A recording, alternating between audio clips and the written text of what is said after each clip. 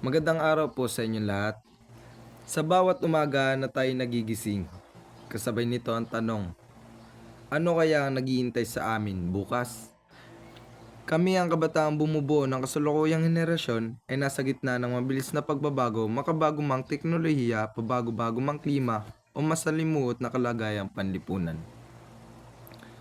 Ngunit ang tanong, ang hinaharap ba namin ay puno ng pag-asa o baon sa pangamba?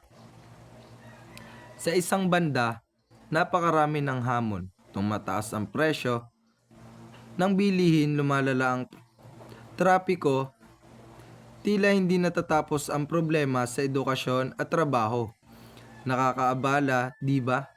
Nakatakot isipin na baka sa kabila ng aming pagsusumikap ay hindi pa rin sapat para sa isang maayos na kinabukasan.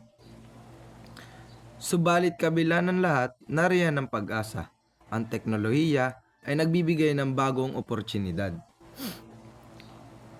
Ang bawat kabataang kumikilos, tumutulong, nagsasalita para sa tama ay ilaw sa madilim na landas.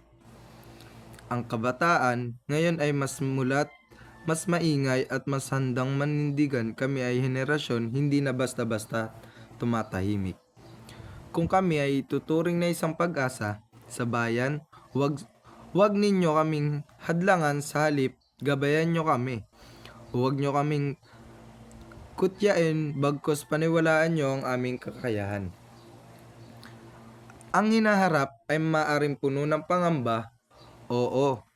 Ngunit kung sama-sama tayong kikilos, ito rin ay isang magiging tahanan ng pag-asa sa bawat hakbang naming patungo sa bukas.